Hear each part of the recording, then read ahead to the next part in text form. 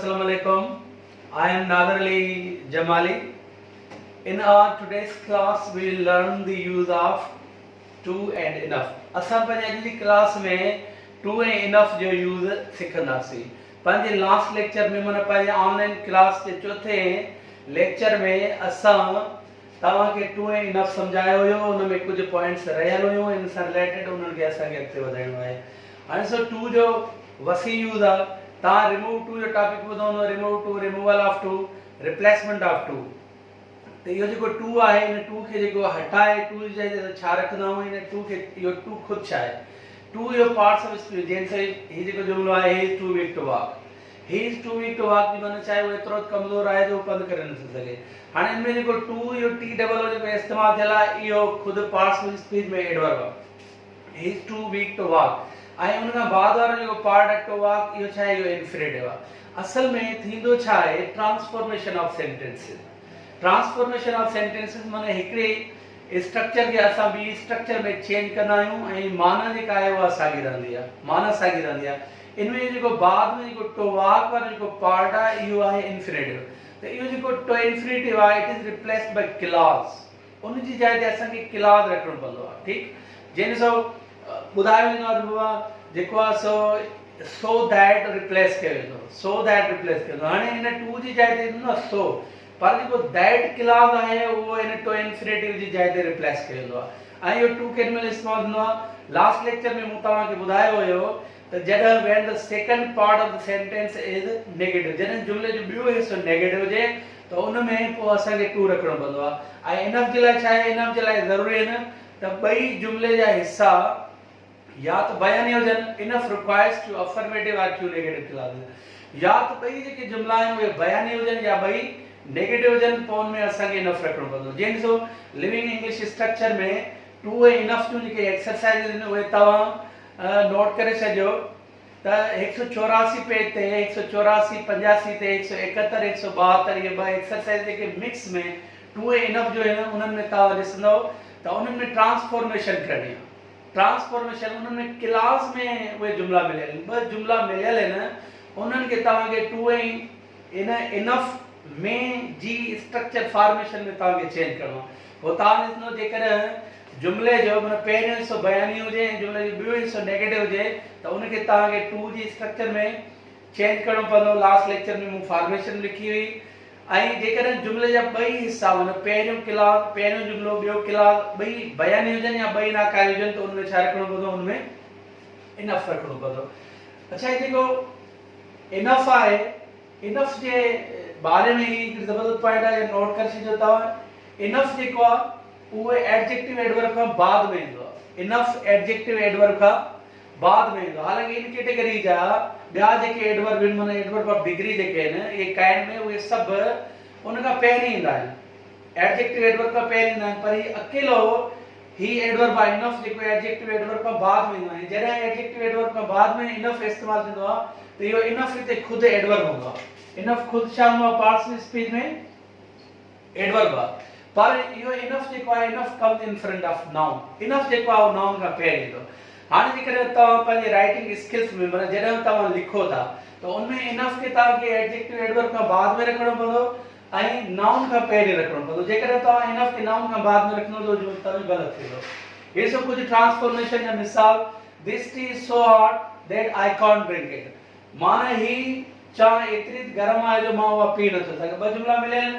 हाणे हिन में ॾिसो, हिन जेको पहिरियों जुमिलो आहे, पहिरियों हिसो, this tea is so hot that clause, ही जेको सेकंड पार्ट आहे इहो नेगेटिव में आहे. जेको पहिरियों क्लॉज आहे उहो बयानी आहे ऐं जेको सेकंड क्लॉज आहे उहो नेगेटिव आहे. त हाणे असांखे इन में छा रखणो पवंदो? इनखे असांखे ट्रांसफॉर्म करणो पवंदो. कहिड़ी स्ट्रक्चर में? टू वारी में करणो पवंदो. ऐं मूं तव्हांखे इहा पॉइंट ॿुधाई हुई त जॾहिं जुमिले जो जे पहिरें पार्ट जो सब्जेक्ट ऐं ॿिए पार्ट जो सब्जेक्ट में डिफरेंट हुजनि त जेको जुमिले जेको ॿियो पार्ट आहे, जेको ॿियो क्लॉज आहे, उन जेको सब्जेक्ट आहे उनखे ऑब्जेक्टिव फॉर्म में हाणे नाउन हूंदो त साॻियो ई नाउन रहंदो. जेकॾहिं उहो प्रोनाउन हूंदो त उनखे ऑब्जेक्टिव फॉर्म में, हाणे मिसाल आया त उनखे मी कबो, हुया त उनखे अस कबो, दिया त उनखे देम कबो. उनजे वारो प्रीपोजिशन फॉर रखणी पवंदी. हाणे ही जेको पहिरियों हिसो आहे उनजो सब्जेक्ट छा आहे? This T. ॿिए हिसे जो छा आहे? आई.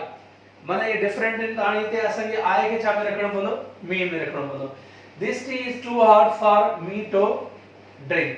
जेकॾहिं न बि रखूं था तॾहिं बि इहो अंडरस्टूड आहे. This tea is too hard for me, for us. He is very tall and can touch the ceiling. मानो एतिरो त डिघो आहे जो छित खे छुई सघे थो. हाणे इन में तव्हां ॾिसो, he is very tall and can touch the ceiling. इन में ही पहिरियों class, he is very tall. पहिरियों क्लास उहो बि बयानी and can touch the ceiling. ॿियो जेको क्लास ॿियो जुमिलो उहो बि बयानी आहे. त enough requires to affirmative and to negative clauses. हाणे जॾहिं ॿई बयानी हुजनि ॿई नाकारी में enough इस्तेमालु कंदो आहे. He is tall enough to touch the ceiling. He is tall enough to touch the ceiling. ऐं ॿियो तव्हांखे इहो बि ॿुधायो त जेको क्लास आहे माना सेकंड पार्ट वारो उनखे छा में चेंज करणो, टू इंफिनिटिव में चेंज करणो. He wasn't rich, so she didn't marry him. वो एतिरो अमीर न हो तंहिं करे हुन सां शादी न कई. हाणे इन में ॿई क्लास जेके आहिनि नेगेटिव आहिनि. He wasn't rich, इहो पार्ट पहिरियों इहो बि नाकारी, ॿियो जेको आहे उहो बि नाकारी. हाणे इन में बि असांखे इनफ रखणो पवंदो. He wasn't rich enough for her to marry. पहिरें लेक्चर में जेको सिलेबस तव्हांखे सम्झायो त पोइ जेके मुख़्तलिफ़ जेके यूनिवर्सिटीज़ आहिनि उन्हनि में जा टेस्ट पैटर्न कहिड़ा आहिनि. ब्यूट में, क्वेस्ट में, सिंध यूनिवर्सिटी, IBA या स्क्रीनिंग टेस्ट बि त जेका आहे उहा स्क्रीनिंग टेस्ट बि MCQ साॻियो ई एंटी टेस्ट वारो जेको पैटर्न हूंदो आहे. MCQ ऑब्जेक्टिव टाइप जेके उहे सवाल हूंदा आहिनि. ही हिकिड़ी प्रीवियस टेस्ट आहे मेडिकल वारनि जी CMC में आयल आहे. उनखे पाण हल कंदासीं. उन मां असल में तव्हांखे पैटर्न सम्झाइणा आहिनि. जेके नवां ॿार आहिनि उन्हनि खे ख़बर पए त सेंटेंस कंप्लीट था कीअं जुमिला हूंदा आहिनि, पैसेज कीअं मिलंदो आहे, पैसेज खे कीअं पढ़जे, उन मां उहे सवाल ऐं जवाब जेके उहे कीअं फाइंड कजनि, स्पॉट द एरर, जेको एरर डिटेक्शन इहो छा आहे, सेंटेंस एंट्रेंस जेके आहिनि उहे. ठीक. Choose the later word or phrase that is most nearly opposite in meaning. Opposite माना जिद, antonyms. ॿ इन में एंटोनिम मिलियल आहिनि या जेको प्रीवियस टेस्ट पाण here we are going to solve. ॿ इन में एंटोनिम, ॿ अपोजिट वर्ड मिलियल आहिनि. हिकिड़ो पैसेज मिलियल आहे, उन में ॿ सवाल आहिनि ऐं ॿ सेंटेंस कंप्लीट जा हिन में जुमिला आहिनि. ॿ जेके आहिनि उहे स्पॉट द एरर जा आहिनि ऐं ॿ जेके आहिनि उहे आहिनि जेको आहे सो सिनोनिम जा जेके आहिनि उहे हिन में जुमिला आयल आहिनि. हाणे ही प्रीवियस टेस्ट आहे. तॾहिं जॾहिं CMC जी टेस्ट में इंग्लिश जेको आहे सो टोटल क्वेश्चन जो नंबर जेको आहे उहो 100 हूंदो. पर तव्हांखे ख़बर आहे गुज़िरियल साल खां वठी क्वेश्चन जो तादाद 200 जेको आहे उहो कयो वियो आहे. 200 तादाद कयो वियो आहे. हाणे 20 सवाल जेके आहिनि उहे अचनि था. 20 सवाल आहे पीसफुल. पीसफुल जी माना छा आहे? सवलो लफ़्ज़. पुर अमन पसंद. हाणे इन जो असांखे ॻोल्हणो आहे अपोजिट. क्वारलसम झगड़ालू, लविंग प्यारो, हर्टी दिली, एंडलेस खत्म न थींदा.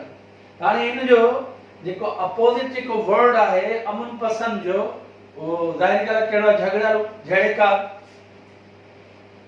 क्वारलसम. हिते त असां हीअं टिकंदा रहूं.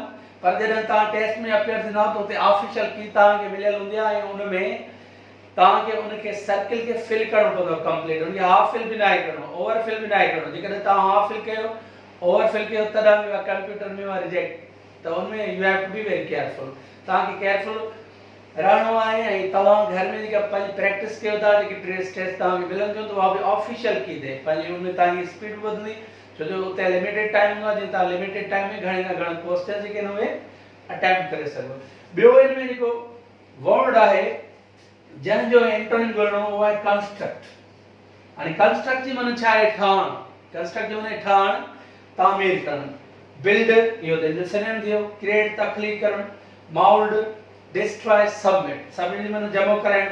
त हाणे हिन जो जेको अपोजिट जेको वर्ड थियो कंस्ट्रक्ट, ठहण जो, अदावत करण जो, उहो कहिड़ो थियो? डिस्ट्रॉय माना तबाह करणु. हाणे पैसेज जो उसूल तव्हां ॿुधी चयो. काफ़ी इंजीनियरिंग जी यूनिवर्सिटीज़ उन्हनि में पैसेज मिलियल हूंदो आहे. जेतिरे क़दुरु CSS जो तालुक आहे त CSS में छा हूंदो आहे या PCS में, त उन में जेको पैसेज मिलियल हूंदो आहे उहो त सब्जेक्टिव पेपर आहे. उन में सवालनि जा जवाब लिखणा पवंदा आहिनि. पर हिननि में छा आहे? मिलियल आहिनि. हिननि में मिलियल आहिनि पैसेज खे पढ़ी करे. पहिरियों पैसेज खे पढ़णो आहे.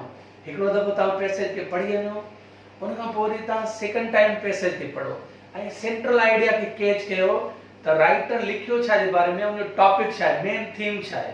उनखे जॾहिं तव्हां कैच कंदो त पोइ सवाल जवाब तव्हांजे लाइ सफ़ा आसान थी वेंदा. After the war came the time for the final settlement. जंग खां पोइ आखिरी settlement मन मुआहिदे जो वक्त आयो when several more meetings and discussions had failed. जॾहिं केतिरियूं meetings and discussions जेके इन नाकाम थी चुकियूं आहिनि to bring about agreement का मुआहिदे ते पहुचण जे लाइ Britain declared that she was going to give full self government to the people of India. बर्तानिया ऐलान कयो त हू इंडिया जे माण्हुनि खे मुकमल आज़ादी ॾियण वारी हुई by June 1948. June 1948 ताईं. Lord Mountbatten was sent to India. Lord Mountbatten के इंडिया मोकिलियो वियो as the last viceroy, आखिरी viceroy करे with orders to find a way of handing over the government. ये हुकुम ॾेई करे त हुकूमत उन्हनि जे हवाले करे. This was in March 1947. इहा ॻाल्हि मार्च 1947 जी, but already the country was on the verge of civil war. पर अॻु में ई मुल्क खाना जगी जे किनारे ते हुई. Government was divided and powerless. हुकूमत जेका विरायल ऐं बेताक़ती and the British officers were eager to leave a country. ऐं बर्तानिया जा ऑफिसर जेके इन मुल्क छॾण जे लाइ जा ख्वाहिशमंद हुया where they were no longer wanted. जिथे उन्हनि खे वधीक चाहियो न पियो वियो. हाणे इहो पैसेज जेको असां पढ़ियो वरी उते बि इहो आहे जेकॾहिं तव्हां घटि में घटि तव्हांखे ॿ दफ़ा पैसेज खे पढ़णो पवंदो. हिकिड़ो दफ़ो पढ़ण समय बि तव्हांखे सम्झ में न अचे, उनजे सेंट्रल आइडिया खे सम्झो, मेन थीम खे सम्झो, टॉपिक खे सम्झो, उनखे पोइ उन जा जेके सवाल उहे तव्हां पढ़ो. हाणे सो पाण पैसेज पढ़ियोसीं, हाणे ॿ सवाल जेके आहिनि उहे पैसेज मुताबिक़ आहिनि.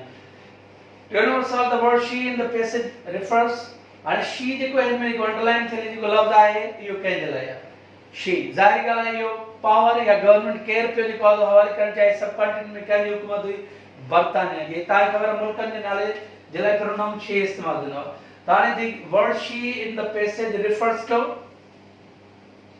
ब्रिटेन. इते ब्रिटेन जे लाइ जेको आहे सो it is on Britain declare that she was. त माना ही जेको शी आहे इहो प्रोनाउन शी कंहिंजे लाइ इस्तेमालु थियल आहे? ब्रिटेन जे लाइ. त तव्हांखे ख़बर हुजणु घुरिजे त मुल्कनि जे नालनि सां बि प्रोनाउन शी इस्तेमालु थींदो आहे. मतां इहो सभु तव्हां सम्झो त जेको शी आहे उहो गर्ल्स जे लाइ या फीमेल जे लाइ इस्तेमालु थींदो आहे. Before the final settlement, the country faced which of the following crisis? Settlement का अॻु में मुल्क के कहिड़ा मसला बहरान जेके आहिनि दरपेश हुया? Threat of civil war, खाननि जॻहि जो ख़तरो, powerless government, बेताक़ती हुकूमत, divided government, विरायल हुकूमत, British officers wanted to leave the country, British officer मुल्क छॾणु पिया चाहिनि. हाणे ॾिसो इहे सभई मसला जेके आहिनि पैसेज खे जॾहिं असां पाण पढ़ूं था त इहे दरपेश हुया. मतिलबु ऑल ऑफ दी अबव जो ऑप्शन ई सही आहे. त पैसेज खे सम्झण में पढ़ण जो इहो तरीक़ो हूंदो आहे. Sentence complain. हाणे पाण अचूं था सेंटेंस कंप्लेन जी तरफ़. सेंटेंस कंप्लेन जेको आहे उनमें छा हूंदो आहे?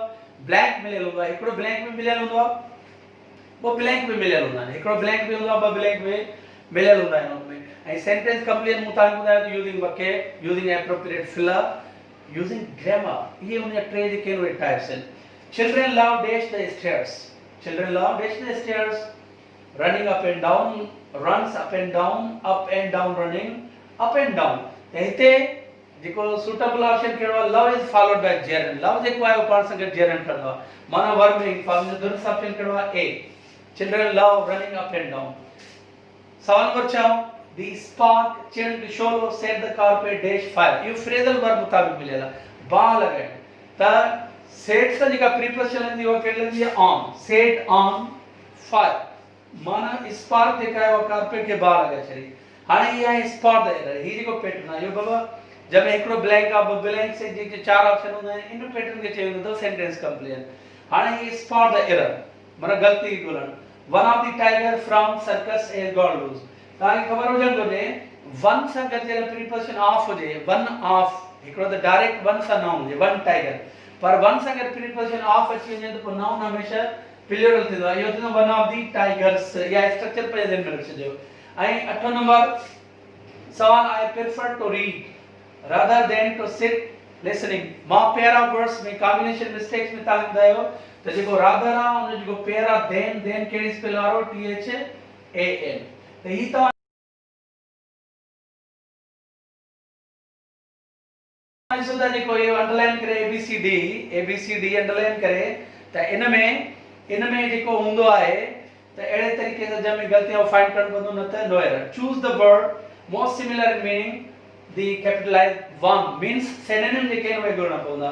हाणे ही most similar माना synonym, responsible माना ज़िम्मेवार, accountable, dividable, unable, simple, creative. इन जो सिनोनिम कहिड़ो आहे तव्हांजे मुताबिक़ ॾिसो सवलो आहे रिस्पॉन्सिबल, ज़िम्मेवार। त उन जो जेको सिनोनिम आहे उहो आहे अकाउंटेबल, फास्ट तेज़, फास्ट तेज़, स्लो लेज़ी, रिलायवेंट, क्विक, स्टिल।